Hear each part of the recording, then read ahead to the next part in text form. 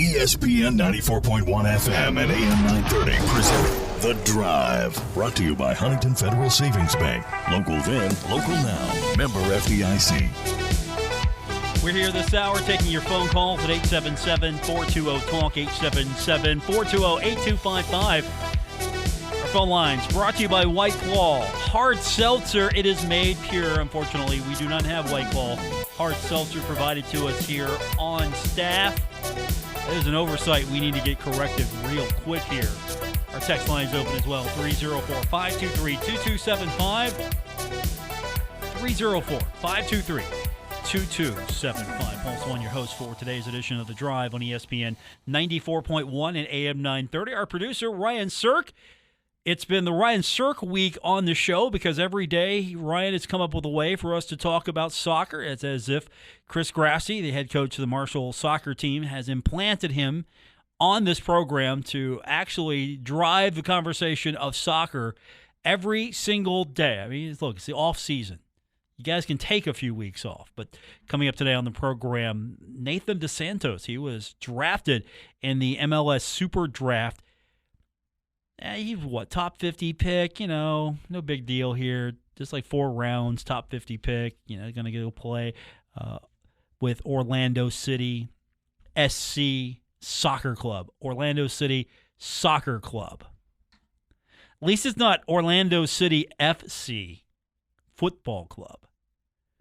You're shaking your head in there. I mean, you're just nodding your head, Ryan, because again, my soccer is limited to Marshall. What's kind of interesting is that some teams do have the FC in the MLS. Yes. So I don't know what makes some pick soccer, what makes some pick football. I guess it just depends on where the owner's from. That's a fair point there.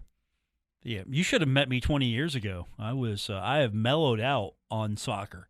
I used to give the Huntington High soccer coach a lot of grief.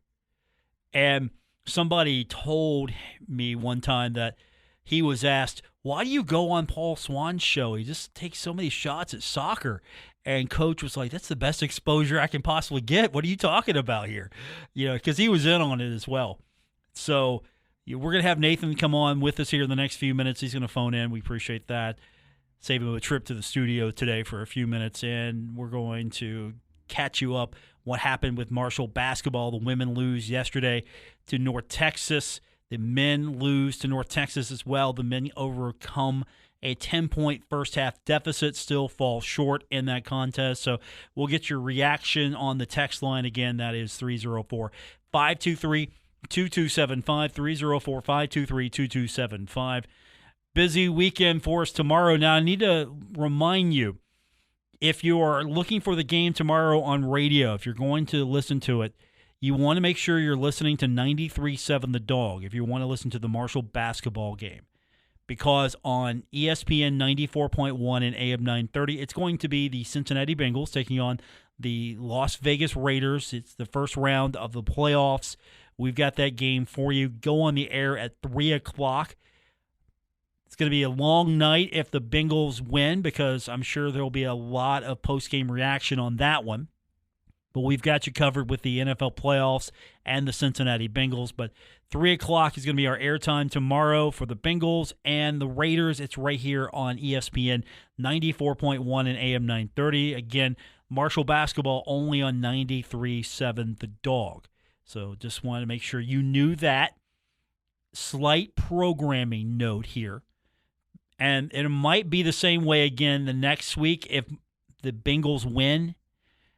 Because I would assume they will play on Saturday again. Maybe if they're scheduling from Saturday this time, maybe the NFL puts them in the Saturday slot again. I'm not sure how they're going to go with this. TV might have certain requirements, want different matchups. I don't know what the schedule is going to look like. But one thing is certain. This will be the first time in a long time the Bengals win. You weren't even born the last time the Bengals won in the playoffs, Ryan. You were born after 1991? After. I was. I'm a 1999 December 23rd baby. Okay. So you were not even born the last time the Bengals won a playoff. Gosh, I remember it. I remember it. And then who was the quarterback? That's a good question. It wasn't Boomer, was it? I don't think Yeah, because I don't think it was Boomer. Yeah, I think it was Esiason. I got to double check that. Yeah, I got to double check that. That's a good question because I remember the win, but it was so long ago. It's sort of like it's a legend. Like the Bengals actually won a playoff game at one time. Wow. Okay, I got to look that up. Good question. Good. That should have been a trivia question. That's a good question there. Okay. Yes, I was right. It was Boomer Esiason. Okay. So I feel good about that. I was right. Sam Wyche, the head coach. Boomer Esiason, it was a 41-14 win over the Houston Oilers. So we're going back away. There's a lot of stories apparently on this. The last time the Bengals won a playoff game, Germany wasn't officially reunited yet. Here's a story off Cincinnati.com. This is a good one. This is really good. I should have thought of this sooner. So let's see. What are some of the things that were happening here? Text messages were not a thing in 1991. That's an easy one. The first text message was sent in 1992. Bengals won 1991. George Bush was the president. H.W. was the president. And the Oilers were in Houston, not the Tennessee Titans. The Raiders have moved all over the place since the last time the Bengals have won a playoff game. The Los Angeles Rams had never taken their St. Louis vacation. The Baltimore Ravens were still the Cleveland Browns. You didn't know that one, did you? The Houston Texans, Carolina Panthers, and Jacksonville Jaguars were just things. People, they weren't things yet. They were just like thoughts. So what you're telling me is that nobody has ever said to their friend, hey, the Bengals won. So when they win this weekend, I will message you, Paul, saying the Bengals have won and be the first ever text message saying that the Bengals have won a playoff game. To me, yes. Tom Brady was 13 years old. You didn't know that. The Cincinnati Reds were the World Series champions in 1991. That's sort of like a fantasy that the Reds win a World Series. That's a legend. Gas was $1.14. Gas, $1.14. Gas was cheap. A gallon of milk was $1.05. And let's see, the number one movie in January 1991. Can you guess this? I don't think the Titanic was out. I think that was 1992. Okay. If I'm right. I don't know how old this movie is, so I might look dumb, but Gone with the Wind. That is old. That is bad. Man, they're not even trying. Home Alone. Home Alone was the number one movie at the box office. Kindergarten Cop was number 2. And Dances with Wolves, number 3. Seriously. Let's see.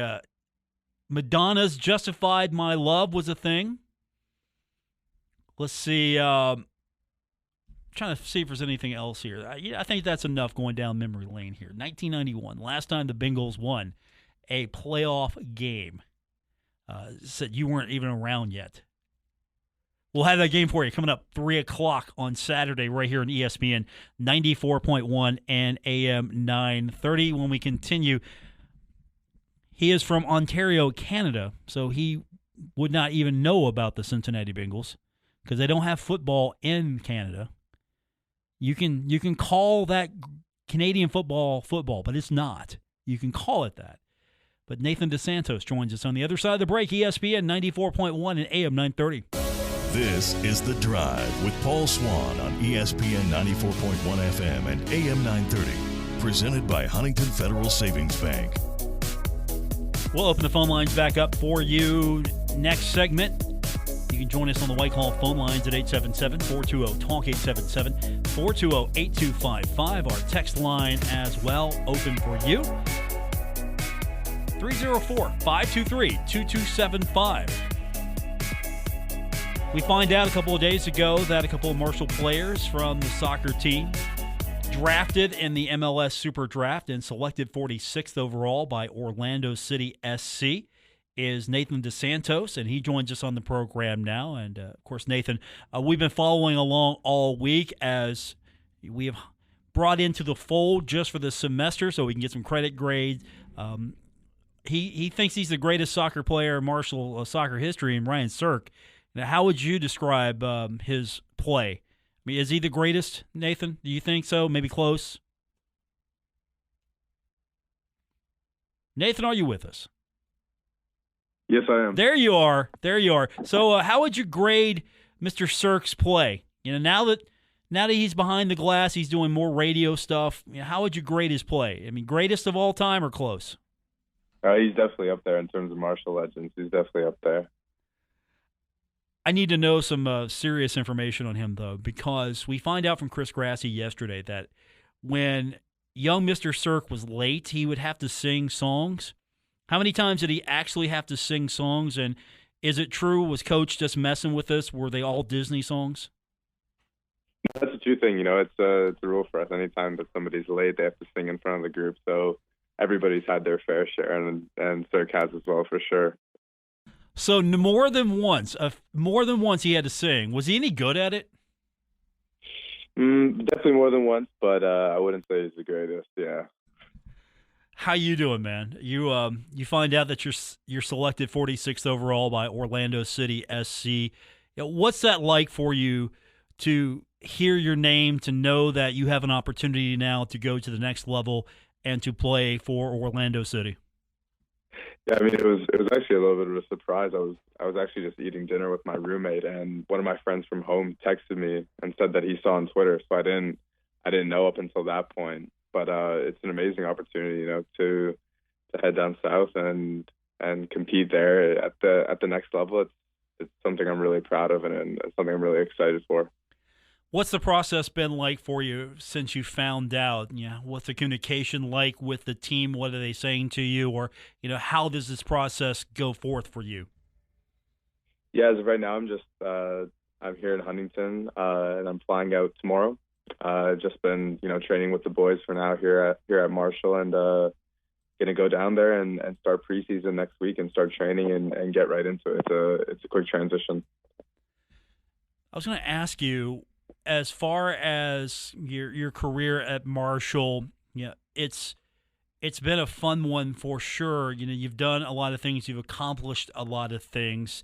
How are you going to manage your time between trying to continue your career? Are you done with your academic studies, or you still have more to go? Where are you at right now? Yeah, I still have another semester of school to complete. I'm not currently enrolled, but it's something that I'm going to look to finish.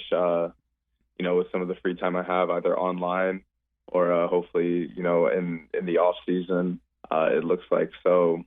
That's the plan currently. How does Marshall help you be able to not only continue your studies, finish what you started, but at the same time allow you to be able to pursue your dreams? Because Chris Grassi would push you all out the door tomorrow if you all got pro contracts, because that's what he is hoping for everyone on his team, everyone that's a part of his squad. He wants them to succeed next level. So, what's it like at Marshall when it comes to trying to balance that between following your dream and at the same time finishing up your education? Yeah, it's a really awesome experience. I think first and foremost, Chris Grassi and his coaching staff do a great job of providing us with a really professional environment where we can come in, train every day, and we have tons of resources. But on the flip side, we've got people working behind the scenes. We had he's no longer with us, but JT Melnick, who was massive in helping us balance our academics and making sure that, we had all the resources available, whether that be tutors or, helping with schedule changes, because obviously we're on the road a lot and we'll be missing a lot of classes. So, the people, behind the scenes do amazing amounts of work that really help us get prepared and really set us up for success at the next level.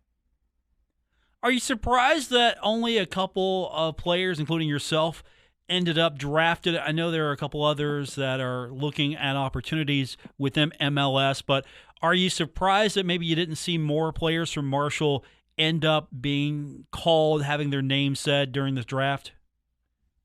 Yeah, I'm definitely surprised just because, obviously we have such a talented team with such great players. And I think sometimes it just comes down to the situation in terms of what a team and what a coach is looking for and how their current situation is before, going into the draft and things like that. So it was definitely a shock to me because, guys like Pedro, guys like Milo, and then some of the more senior players we have as well, they're players that are going to have a great future in the sport and are going to play at the top level for sure, without a doubt.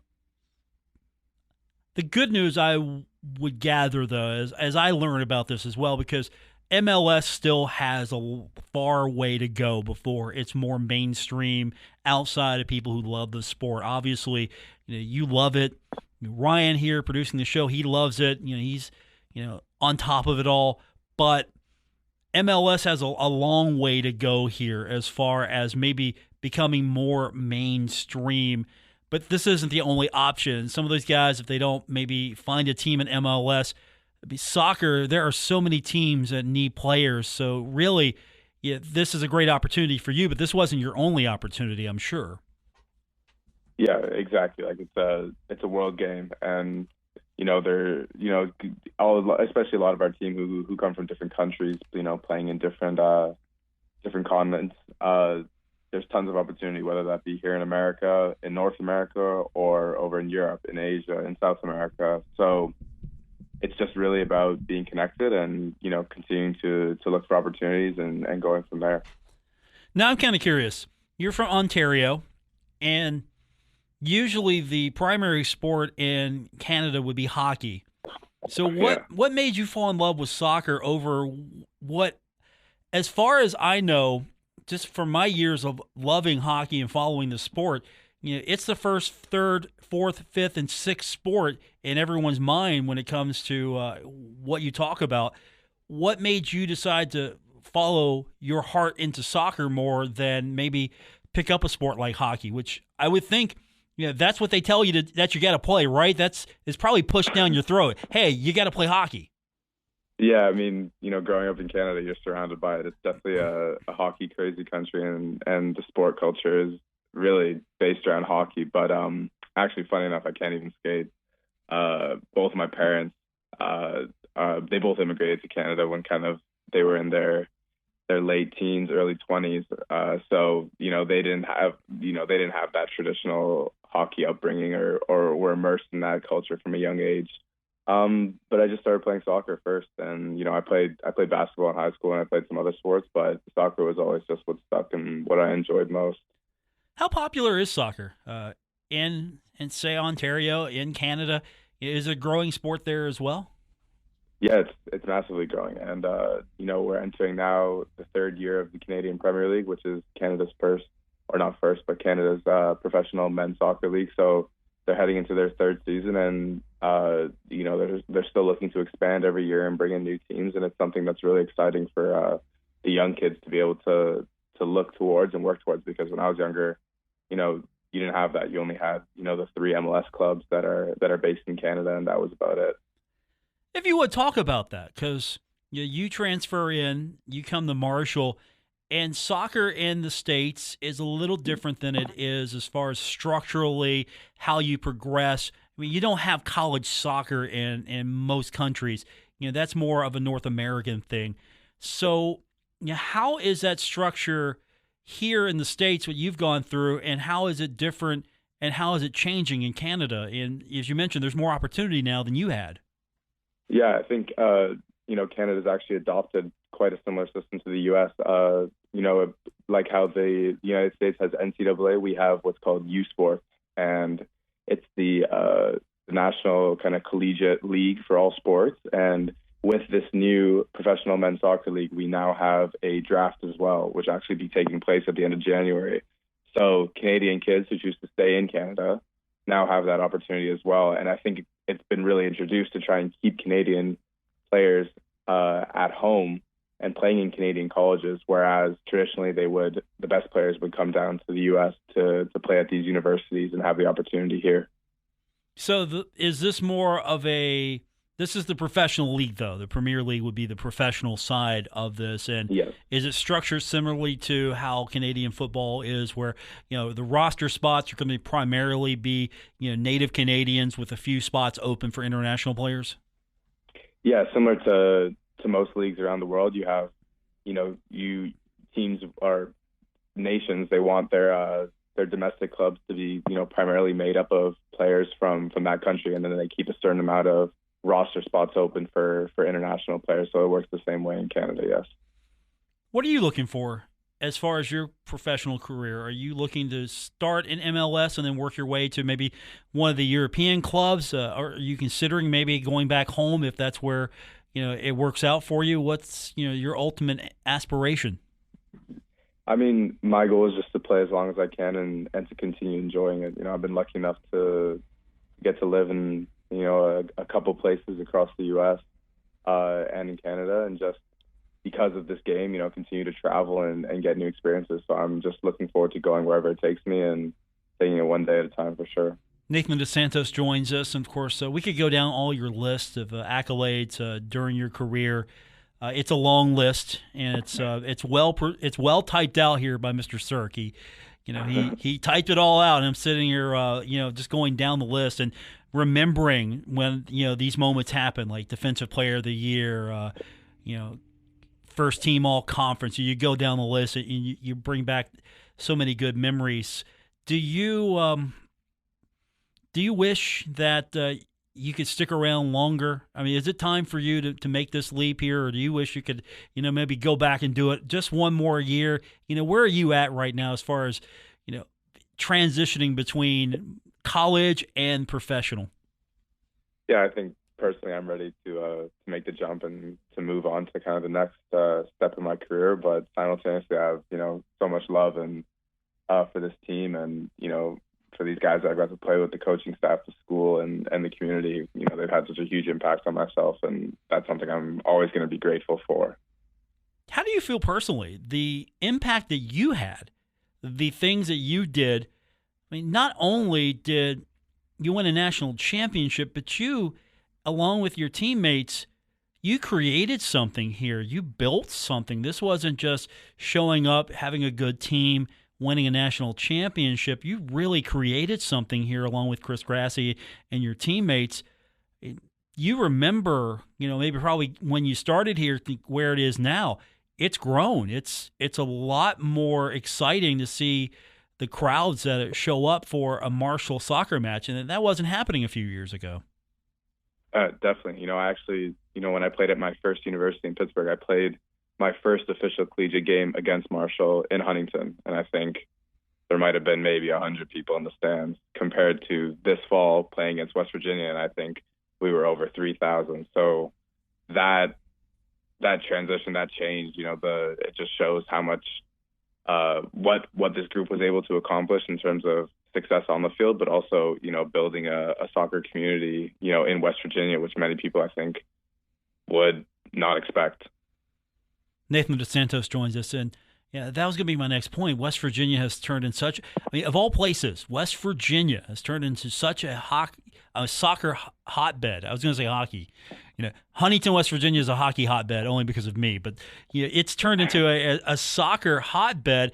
I mean, it was there before. There was always a sport that had a lot of interest before, but it's completely grown here.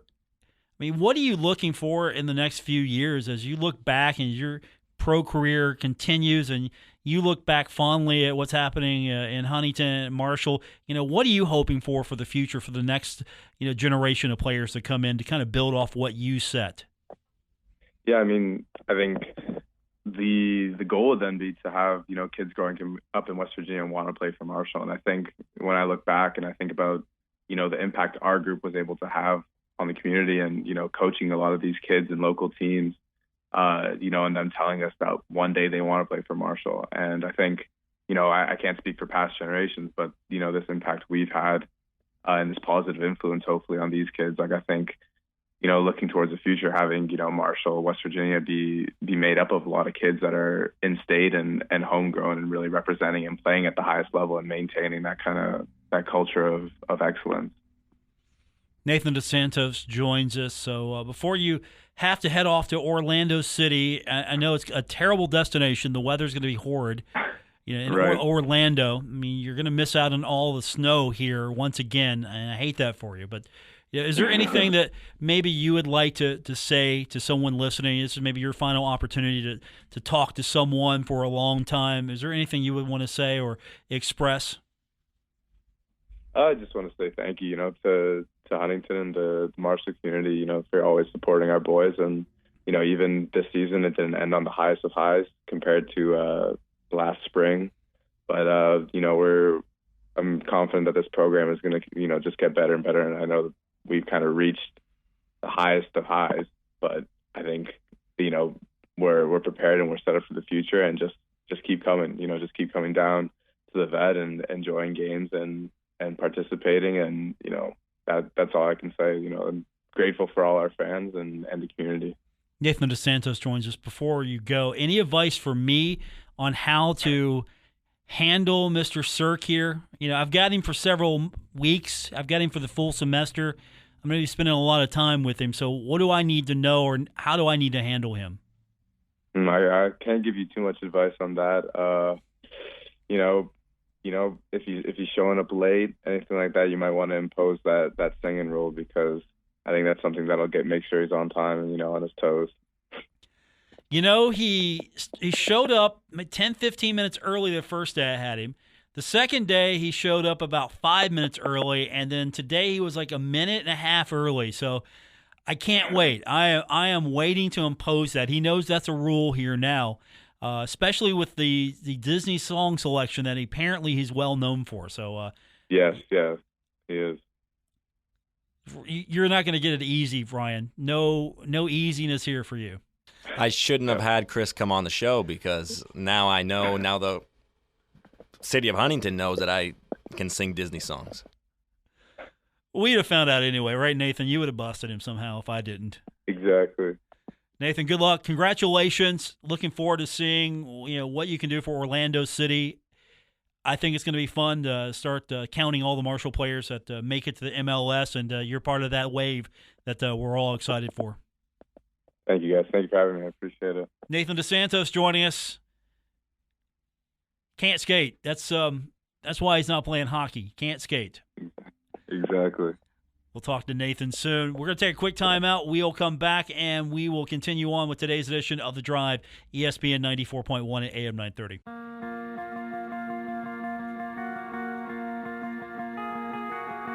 This is The Drive with Paul Swann on ESPN 94.1 FM and AM 930. Brought to you by Huntington Federal Savings Bank, the local bank that's here for every step of your life's journey.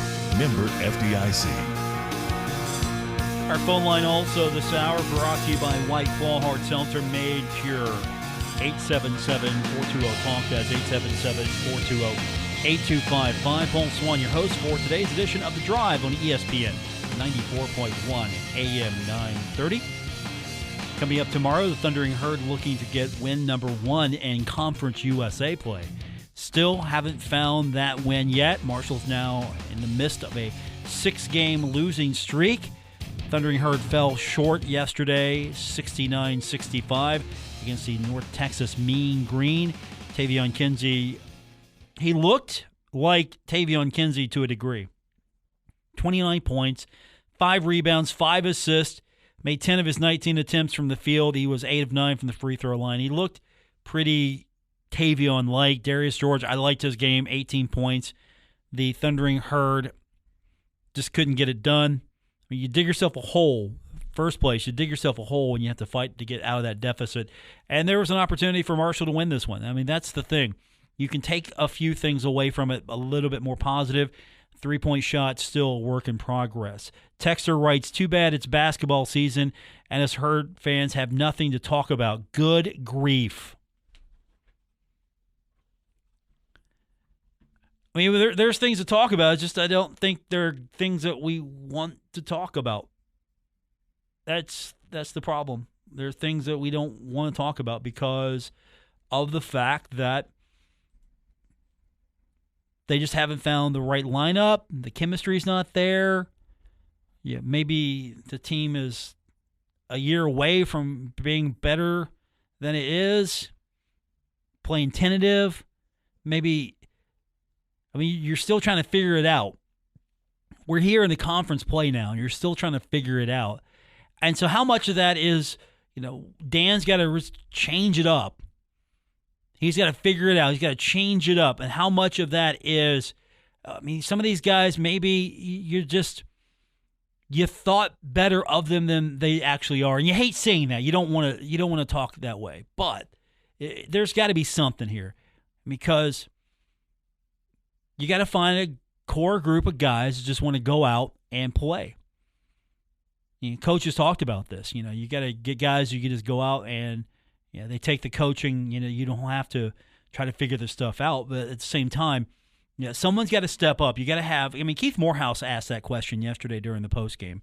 You got to find someone to compliment Tavion.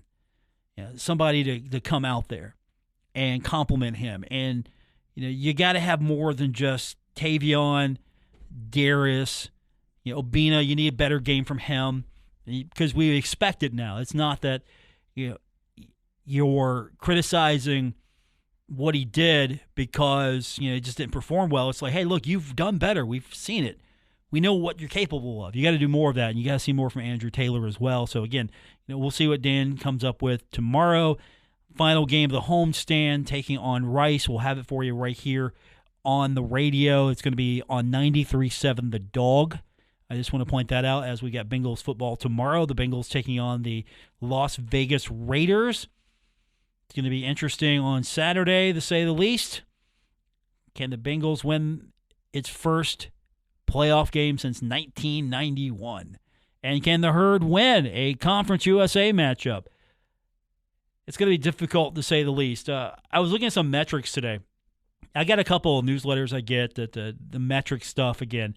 I'm not sure that I'm an analytics guy. I'm not a metrics guy the way some people live and die by the metrics, but I was kind of keeping an eye on some of the things here, and I'm going to follow a couple of different stats. I'm not necessarily looking for pace, things like that. Not all the Ken Palm stuff, because the Ken Palm rankings are not rankings. It's more of a predictor, who's going to win, who is predicted to win, what, they're getting credit for a few different things. But I was looking at some of the metrics today, and of course, some of the obvious stuff, like right now the bracketology on Marshall, get automatic NCAA bid 1%. Ouch. Projected seed if selected 14. Okay. At-large bid's not happening. Regular season record projection, again, some of the analytics I'm following. Current record is 7-9. In Conference USA, 0-3. So projection for remaining games, 7-8. Final record, this is projected, 14-17. Projected seed for Conference USA tournament, 12. 1% chance to win the Conference USA tournament. The odds for the remaining games, Rice, 61.5%. FIU, 46.7%. FAU, 38.4%. Middle is a 58.3% chance. UAB is 19.7%. Old Dominion is at 32.4%. Charlotte, 34.5%. FIU, 69.8%. Hey, play FIU more, right? UTEP, 38.2%. You're getting the gist here. Charlotte looks like it's winnable. Old Dominion, they're giving the Herd some credit. No credit for the Western Kentucky games. Southern Miss, if that gets played, the chance there is 69%. Again, this is some of the analytic stuff that I'm following. Kind of try to change up a little bit about what we're talking about, because the texter's right. How many ways can I talk about 6 straight losses? How many ways can I talk about it? How many ways can I break it down? What different can I say about yet to win in Conference USA? What is the different thing that I can talk about? So here we are. Marshall's got a 61.5% chance remaining game here, win odd, against Rice coming up, and we'll have it for you tomorrow on 93.7 The Dog. Quick timeout. We come back. We will continue on with today's edition of The Drive, ESPN 94.1 and AM 930. This is The Drive with Paul Swann on ESPN 94.1 FM and AM 930. Presented by Huntington Federal Savings Bank. We're wrapping up today's edition of The Drive on ESPN 94.1 and AM 930. Our text line is still available to you. 304-523-2275. That's 304-523-2275. Let's get you caught up on a couple of things. We got Marshall tennis going to be in action in Charlottesville, Virginia, with duels against the Virginia Cavaliers and Longwood Lancers tomorrow. So we'll hopefully get John Mercer to come on with us next week and talk about that. On the football side of things, again, we're trying to keep track of the transfer portal best we can, where Coach Huff is making offers, and we'll have a huge sheet. It'll be 4 or 5 pages by the time that it's all said and done, which, again, this is material that we're generating for our intern to turn in. Like, hey, look, this is what I did for Paul. I kept a list. And Ben Johnson, 6'3", 282-pound offensive lineman from South Williamsport, Pennsylvania, a graduate student from Marist University, receiving an offer from the Thundering Herd. So that's what the football side of things looks like. Tomorrow, track and field meet on Saturday. Wright State's coming in, Cleveland State, Morehead State. So home meet on Saturday. This will be before, of course, the game at the Henderson Center between Marshall and Rice. That's going to be a 7 o'clock tip. We'll go on the air at 6 o'clock again on 93.7 The Dog. That's 93.7 The Dog, because we'll have Bengals playoff football on ESPN 94.1 and AM 930. So the Thundering Herd and Rice tomorrow. Is this the Herd's best chance to get back into the win column? The Rice Owls are 2-2 in conference play. They're 9-6. The Herd, as I mentioned earlier, 7-9, 0-3 in conference play. We're going to see a solid performance tomorrow from maybe more than a couple of players. Tavion Kinsey is 1. We'll get a good performance from Darius George. That's 2. Do we get Obina and Achille Killen to get back to where we think he needs to be? That could be 3. Does Andrew Taylor, does the sheriff start enforcing law again on the court? That'd be 4. Can I get 4 guys in double digits? If you expect Marshall to win, then you're going to need it, because it's just been Tavion and one other person. Last game, it was Darius George. Game before that, Obina and Achille Killen. And now, maybe it will just be Andrew Taylor. You never know, but if they want to win, it's going to have to be at least a 4-man performance. You got the call tomorrow. Ryan Cirque, by the way. You got the call tomorrow on Student Station 88.1 WMUL. Yes, I will be the color commentator for that one. Who's doing play-by-play? Justin Zimmer. Ooh, okay. Justin's doing the game tomorrow. All right. So if you get a chance, flip over, check them out a little bit. Yeah, then come right back here. They podcast their stuff, so you can go catch it later. You do podcast it, right? Yeah, and if you want to hear more of me, I know you hear me a lot. So if you want to hear more, you can go over there. Okay. But this is a great radio station. If you want to listen to Paul, that's okay too. I appreciate that. Thanks. Hey, I appreciate that. That's okay too. So Ryan Cirque will have the call over on the Student Station along with Justin Zimmer on 88.1 WMUL. What's Andrew Rogers doing? What's my guy doing? Too much important What's stuff, he doing? I think. Sorry, too much important stuff. Okay. Supervising, I guess. I don't know. Yeah, soon to be the voice of some NFL team or something. I mean, he's probably going to be, whatever major job opens up, he's going to be right there for it. 5-star. Did they tell you they called him 5-star when he started as a freshman at Marshall? He got to go and do things that freshmen don't get to do. Andrew Rogers is known as 5-star because he's a 5-star recruit. What was your star rating? I was a 3-star. 3-star, okay. Which, I mean, I'll take it, but at the same time, it's mediocre. It's Blue 60%. Chipper, right? Workmanlike, solid, room for growth. Exactly. I can't come in here as a 5-star, and I'm not coming in as a 1-star. So it's right in between, right where I wanted to be. Yeah, we'll get you to 4. Minimum, we'll get you to 4. 5, well, we're working on that. Yeah, we're working on that here. We'll get. You know what? You're mid-major right now. How's that?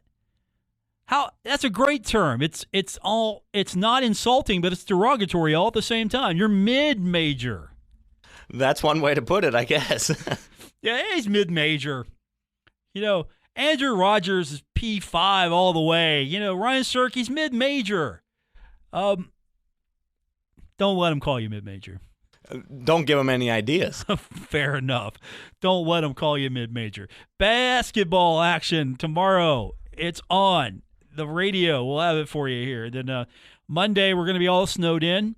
I've got it on good authority on Monday that all should be well with the Dan D'Antoni show. The Dan D'Antoni show should be fine on Monday. So plan on that. Monday's Martin Luther King Jr. Day, and the NBA will have a host of games. ESPN Radio will be offering up some of that content, so we're going to take that on Monday. So Tuesday, we'll be back here. Monday, however, we're going to have the Dan D'Antoni show. That's not a problem. That's at 7 o'clock. Before that, we're going to have NBA basketball. Part of Martin Luther King Jr. Day. It's an initiative that the league has really taken a hold of and made part of the fabric of the NBA experience. So that's happening on Monday. So we'll be back tomorrow on 93.7 The Dog for the show to preview the Marshall game against Rice, and then back for the post game. And then on Tuesday, we'll be back here for the Daily Show. Monday, NBA basketball. That means Ryan doesn't have to walk in the snow on Monday to get to the internship. For our producer, Ryan Sirk, I'm Paul Swann. Thanks for tuning in. This has been ESPN 94.1 and AM 930. Everyone.